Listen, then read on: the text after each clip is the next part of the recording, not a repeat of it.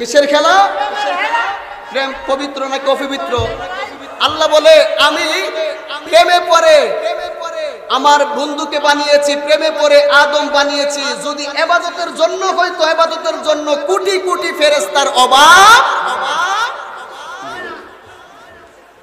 এ জিবরাইল, তুমি তোমার পিছনের দিকে তাকাও।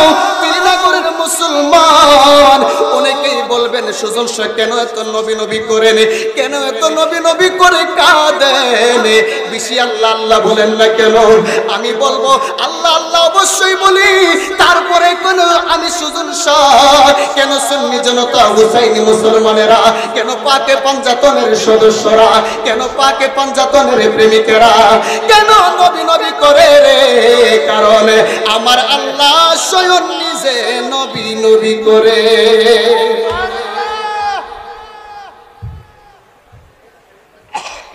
নবী ডাক দিয়ে বলে পিছনের দিকে যাও। গেলেন।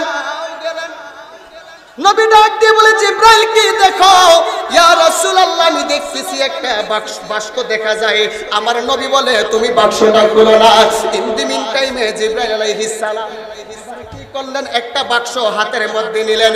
হাতের মধ্যে নিয়ে দেখতেছে এই বাক্সের মধ্যে একটা তালা দেখা যায়, বাক্সের আশেপাশে কোনো চাবি দেখা যায় না। আমার নবী বলে জিবরাইল তুমি এই বাক্সের তালাটারে খুলো না।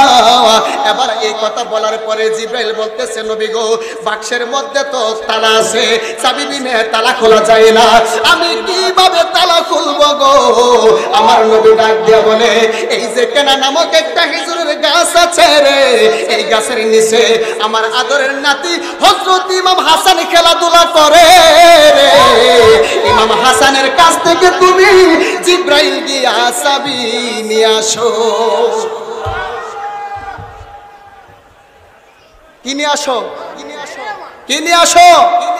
চাবি নিয়ে আসো। জিবরাইল আলাইহিস সালাম মানবীয় স্বরূপ ধারণ করলেন। এখন জিবরাইল কি ফেরেশতা না মানুষ? এই কথা বলে না কেন? জিবরাইল কি ফেরেশতা না মানুষ? এখন জিবরাইল কেন ফেরেশতা হয়ে মানবীয় স্বরূপ ধারণ করলো? জিবরাইলরে মানুষ বলা যাবে?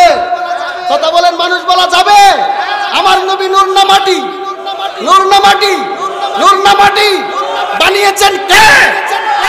আল্লাহ যদি নূর বানাই আমার সমস্যাটা কি? আমার সমস্যাটা কি? মাটি মাটি মাটি মাটি প্লেট কোথায় যখন মাটি নাই, আর সোনাই, চন্দ্র নাই, সূর্য নাই, লৌহ নাই, কলম নাই, পানি নাই, মাটি নাই, বাতাস নাই, নাই নাই, যখন কোনো কিছুই নাই নবী বলতেছে আমি নবী, তখনও নবী ছিলাম।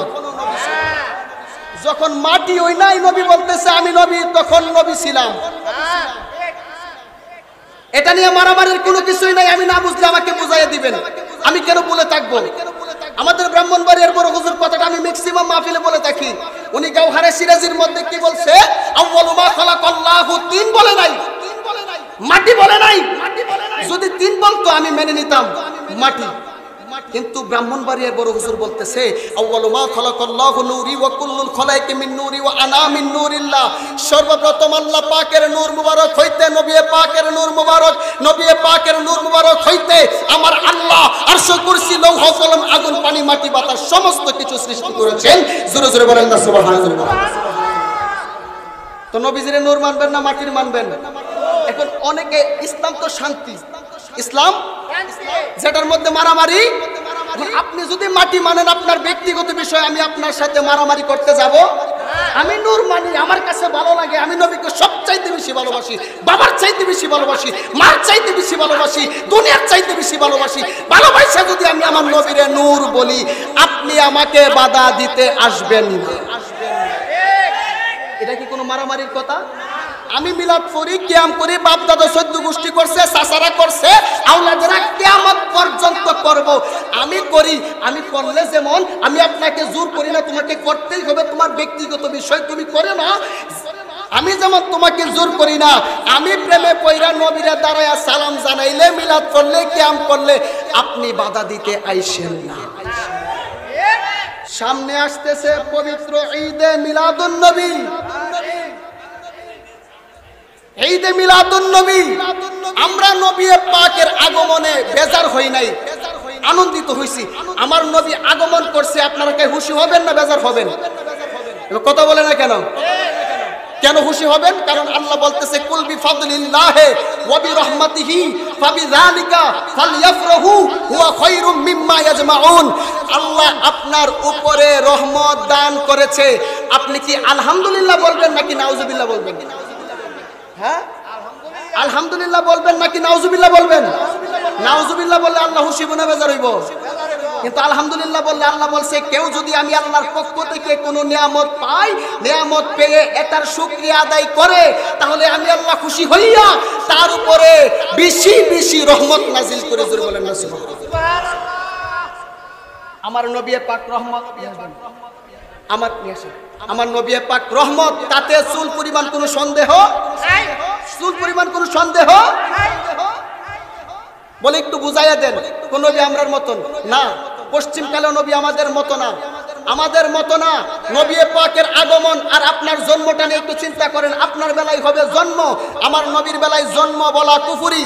নবী পাকের বেলায় জন্ম বলা যাবে না। আপনি জন্ম নিয়েছেন, কিন্তু আমার নবী পাককে আমার আল্লাহ পাঠিয়েছে। জোরে বলেন না সুবহানাল্লাহ।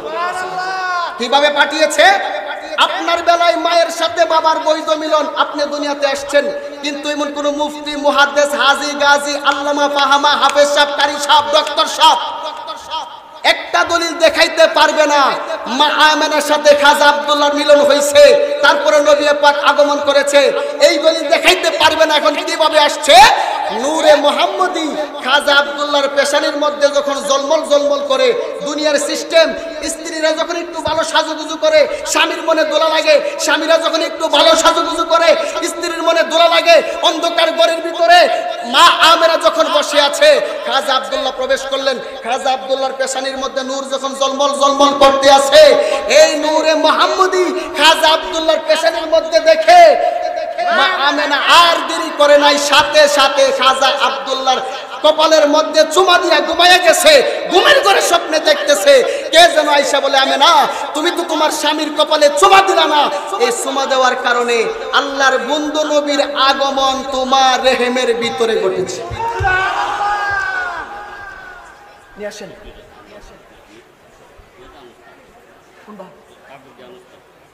আপনার হুজুরকে নিয়ে আসো, হুজুরকে নিয়ে আসেন, থাকবে নিয়ে আসেন। আমি কথা শেষ করে দিচ্ছি। এই কষ্ট নিয়েছেন আপনারা? রাগ হয়েছেন? আমি কি আমার বাপদাদার কোনো কথা বলছি? নবীর কথা বলছি। কেন নবীর পক্ষে কথা বলতে হবে? এটা আমার আল্লাহ পাকের বিধান।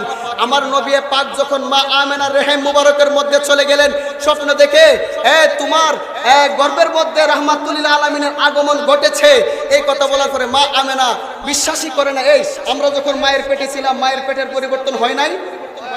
অনেক বড় হয়ে গেছে।